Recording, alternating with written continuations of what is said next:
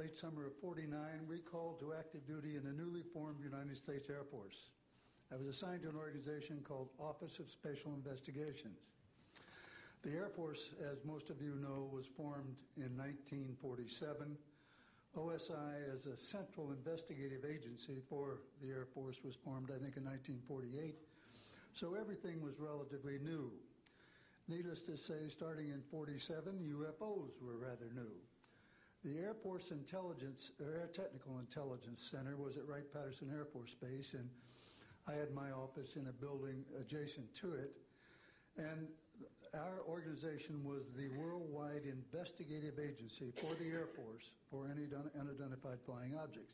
This lasted for about 2 years. The project name was known as Project Grudge. It was the predecessor to a project known as Blue Book, which Ed Ruppelt headed. During my experience with it, I would collect the data from, I didn't collect it, it was sent into my office. I analyzed it. As a pilot investigator, I was able to offer some bits of advice to the Air Technical Intelligence people. Now, you might visualize a massive office, but as I recall, we had a first lieutenant, a secretary, and a technical sergeant. That was the essence of Project Blue Book when it started, or Project Grudge. Blue Book and expanded somewhat.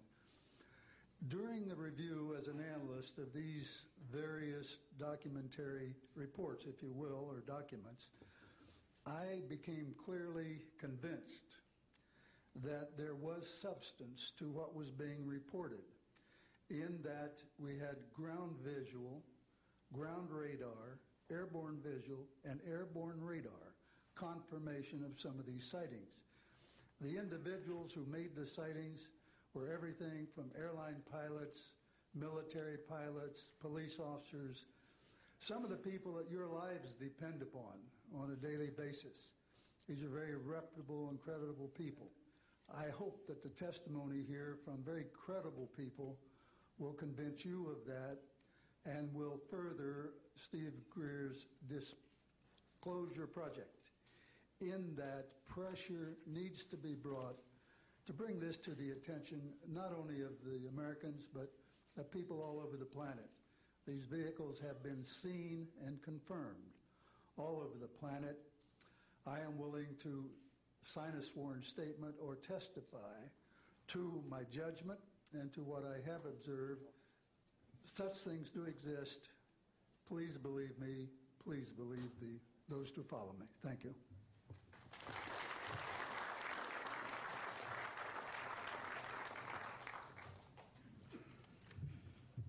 My name is Michael Smith. I was in the Air Force, a sergeant, from 1967 to 1973. I was aircraft control and warning operator. While I was assigned to Klamath Falls, Oregon, in early 1970, I arrived at the radar site, and they were watching a UFO on a radar that was hovering at about 80,000 feet.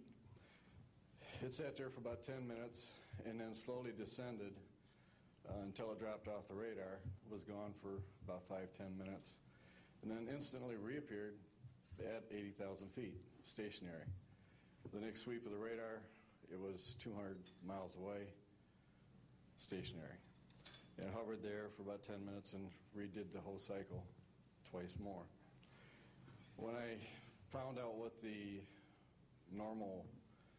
normally do when you see a UFO, I was told that you notify NORAD, you don't necessarily write anything down, you don't write anything down, and you keep it to yourself. It's a need-to-know basis only. And NORAD one night called me about later in the year to let me know as a heads up that there was a UFO coming up the California coastline. I asked them what I should do about this. They said, nothing, don't write it down, it's just a heads up. And then late 1972, while stationed at the 753rd Radar Squadron in Sault Ste. Marie, Michigan, I received a couple panicky calls from police officers who were chasing 3 UFOs from Mackinac Bridge up I-75. So I immediately checked the radar, confirmed that they were there, called NORAD, and they were concerned because they had 2 inbound B-52s going to Kinslow Air Force Base. So they diverted them because they didn't want any proximity of the two.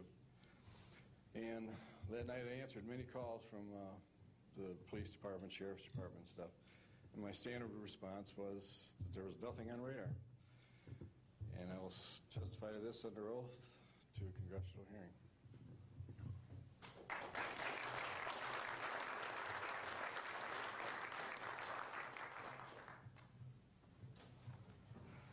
Good morning. My name is Enrique Kolbek. I am air traffic controller. I'm sorry for my English. I'm so scared. I'm not accustomed to talk in front of a lot of people. I'm here because I'm being a witness in a voluntary way on my work. I work in Mexico City as radar controller and the International Airport of Mexico. And I'm going to give an example about this silence that we have in Mexico for several years, and this issue happens a lot of times in my country, unfortunately. For example, March 4, 1992, we detected 15 objects west side of the Toluca airport, that is very close of our international airport at 50 miles, more or less. Then July 28 of 1994, we have almost a collision or something that we can name in that way with an international flight, domestic flight of Aeromexico 129, commanded by the pilot Raimundo Cervantes Ruano, that has a trash or something about in his main landing gear in the right leg. That's occurred at night at 10:30, more or less. Then in the next week, the same year, in the same moment, the Aeromexico Fly 904 has another almost collision that was reported for the pilot Corso, the Capitan Corso, at 11:30 in the morning, and we detect that object on a radar suddenly, just for a moment. Then the next week we have a lot of sightings reported by the pilots that give us information about the weird traffic or something, bright lights and different times, and we detect some of them in that week. But in September 15 of 1994, we have a detection about 5 hours, more or less, on a radar and a new equipment that we believe that that equipment was working in not a good way, because it's not human that you have detection by 5 hours of the same object and apparently without movement.